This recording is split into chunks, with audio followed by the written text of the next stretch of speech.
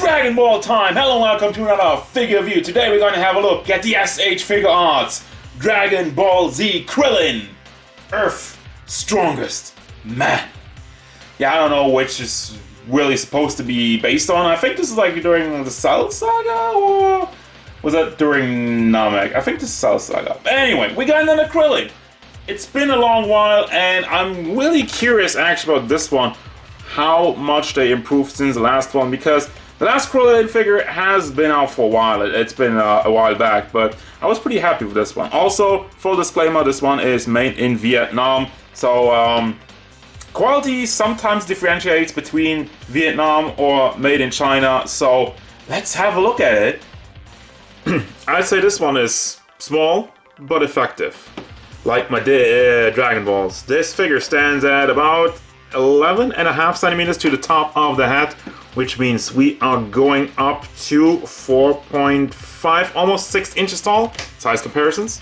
Here's Jolter, Naka Michelangelo, the previous release Krillin, Super Saiyan Goku, Frieza for no reason, and Darkseid. It's comparison time! This is the new Krillin, this is the old Krillin, and I want to have a look at both of them. I think this one's better, just hands down already. Now, the first thing, the face sculpt, you have the dots in the forehead, which on the old one are molded on the new one is just painted on, which I agree with. I think it's a lot better. Also, I only have this head sculpt on here right now. The other one, all the other faces are in storage somewhere. But I can remember that the white in his eyes was painted, which is incorrect. So, more props to this guy, more points for this guy. Also, the old one is a little bit more yellow looking. That might be because he's old, but I think the newer skin tone is a lot better, especially since it goes out for all the body sculpt. This one seems like yellow in the head, and the rest of the body seems most of the same as far as the paint, and also the molding.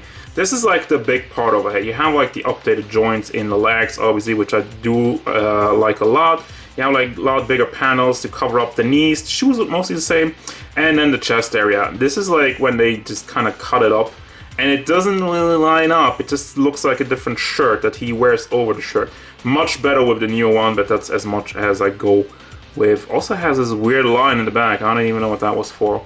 But yeah, this is as much as I go with the comparison, because I also want to have a look at this guy all by himself, because he deserves it.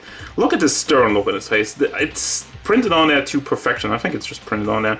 The molding is mostly only, I think, in the eyebrows. The rest of it is just printed on there, but again, it looks very good with the dots and whatnot. And obviously nothing in the back of the head, because he's bald. He got the logo, the Muten Roshi logo in the back and also in the front. Looks very clean, no problem with that. Also, you have the paint, which I'm not 100% sure, but I'm thinking that the hat might not be painted, like the skin tone of it, that just be plastic and they painted over it, which is fine. I mean, it still looks good. And then you have the blue, which has, well, a tiny bit of bleeding in there, but not really that much. And the side panels also look good. As far as bleeding goes, there's just a little bit goes over the line with the wristbands, which is kind of weird. Why do you not just mold the wristbands and just kind of drape them over, so you would prevent that? But it's not that big of a deal. Obviously, I'm a big fan of the entire torso area. It looks clean, it looks seamless, and not as weirdly cut off as this guy.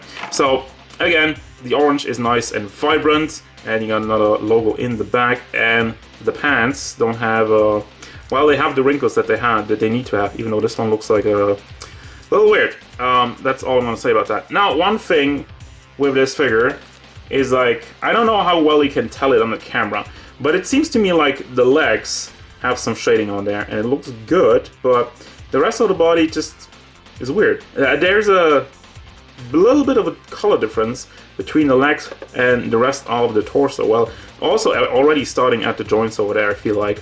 But yeah, I don't know. Depends on how you look at it. I feel like it does certainly pop out a lot more in different lighting areas than it does in others. But it is there, and it is something to note. Down to the boots, they look fairly simple. Have the blue line work on there, and also some detail under it, and some copyright stuff, and that's about it. For the articulation, I feel like this guy is pretty much of a joy. You have this weird pack over there, it's just connected to the head. And you might think that would be wobbly. In the past, I feel like they had some where it wasn't really sticking together well, but with this one, it's really freaking tight. So, moves around very nicely, back and forth, it does tilt side to side, and does go all the way around. You also have neck articulation, so it does move. Gets a beautiful range of it if you kind of shift it back also a little bit. But I think like the neck only moves back and forth. I can't really get much side to side, like a little bit if you really push it. So here you have a close look at the entire shoulder contraption. This is just supposed to hold on to the orange flaps on the side, but as you can tell, there's like a ball joint in there, so you can rotate that all the way around, bring it back and forth. And then under there, we got some more. It's connected to another ball with a hinge on it. So yeah, the shoulder is kind of crazy. It does move back and forth quite nicely, and if you shift it a little bit forward, so we get the arm movement, it's pretty good on that. Then you bring this entire part up all the way like that. You have a bicep swivel, the double hinged elbow, and the fist is on a ball hinge as it usually is, so we can bring that back and forth. Rotation. The chest part moves back and forth quite nicely. Does also tilt side to side, like it rotates around on the lower half better than I would have expected. And the hip part can rotate that as well, does tilt side to side. And the belt, is the belt floaty? I think the belt is actually molded on. I don't think can move that around. You have this part in the front, which you can bring side to side, and for your legs, move forward for some beautiful kicks out to the side. Doesn't really go to the back because he has the butt mode. Can rotate it on here. Can you also rotate it? Yeah, can actually rotate this entire upper part. And then once again, this one goes all the way around, and the double hinge knee goes up. The boot does not swivel. No swiveling boots. What is it recently with that? The foot is also on a ball hinge, back and forth, nice pivot. So it feels a little bit loose on the legs, but it's good. Then you have a toe hinge. By the way, this is like another reason. This is like another thing. This one is really tight. Like that's like one of the things I heard from a lot of the Vietnam figures, where they say it's a little bit more loose, and I did see that with like the Super Saiyan 4 Goku, but this guy is freaking solid. As for accessories, I'm taking it out of the package right now, but I'm showing you with the package because this stuff all flies all over the screen.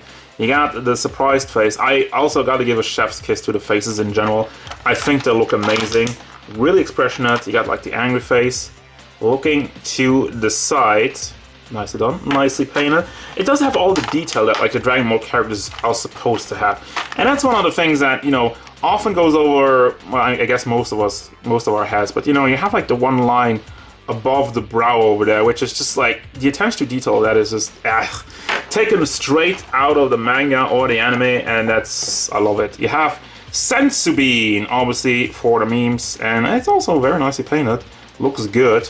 And finally, we can play out, we don't have a Senzu Bean in general though, but you have the bag, you can make your own bean, I guess. Open blast hands, got some more posing hands, the booby grab hands, the two fingers, and another set of open hands which have holes in it. And why do you have holes? Because you have the Destructo disc, which looks fairly simple, nothing too fancy, but I highly appreciate the idea of just putting a pack in the hand instead of, you know, doing all kinds of wonky stuff. They had like clamps which you have supposed to clamp around the arm and whatnot, but this works for me. Just completely directly connected to the figure. It's nice and sturdy and holds on to it. That is a joy. It's also a little bit sharp, so be aware of it. Final thoughts. I love this guy. Yeah, I don't have any real issues with the figure other than the color issues with the legs and the chest area, but that's really it. Other than that, this is a fantastic release. It's better than the old Krillin, and even if you have the old Krillin, I would highly recommend this one. Because I wasn't even planning on getting this. I was like, this is good. This one's good. I like this one. But, you know, it's like the meme. This is brilliant, but I like this. And that's what this figure is. So, absolutely recommend it. That's gonna do it, guys. As usual, thank you very much for watching. Don't forget, if you enjoyed this review, hit it up with a like and subscribe to the channel so you can stay tuned for more figure reviews, card game stuff, and whatever Krillin wants.